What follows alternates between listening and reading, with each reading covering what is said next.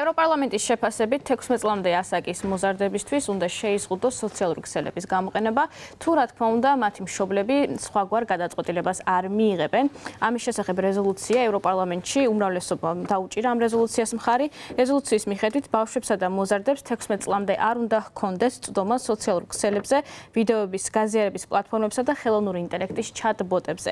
აღსანიშნავია ის, რომ ასეთი ნაბიჯი ევროპარლამენტში გადაიდგა მას შემდეგ, რაც დაახლოებით ერთი კვირის წინ საფრანგეთის პრეზიდენტმა ემანუელ მაკრონმა გააკრიტიკა ამერიკის შეერთებული შტატების ტექნოლოგიური გიგანტი კომპანიები და ასევე ჩინური ალგორითმები და როგორც მაკრონი მიიჩნევს, მათი ტექნოლოგიები ქმნიან ბულინგის და ექსტრემიზმის კულტურას. მაკრონმა განაცხადა, რომ ეს პლატფორმები ხელს არ უწყობენ სიტყვის გამოხატვის თავისუფლებას, არამედ ხელს უწყობენ ეგრეთ წოდებული ველური დასავლეთის გარემოს შექმნას, სადაც არსებობს მინიმალური კონტროლი.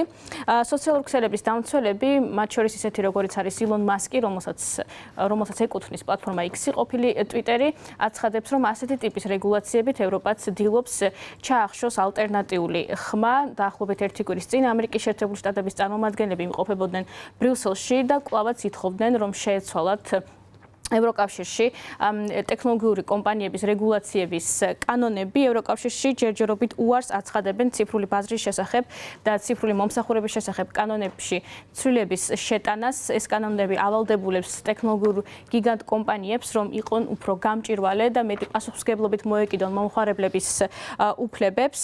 თუმცა ევროკავშირში აცხადებენ, რომ ეს არის სუვერენიტეტის საკითხი, ამიტომ ცვლილებები არ იგეგმება ამასთან დაკავშირებით. რაც შეეხება თავად რეზოლუციას, ევროპარლამენტარებს წარუდგინეს სპეციალური ანგარიში, რომელიც აჩვენებს, რომ 4-დან 1 არასრულწლოვანი ამჟამად ავლენს smartphone-ის პრობლემატური გამოყენების ქცევებს, რომელიც შეიძლება შევადაროთ დამოკიდებულებას.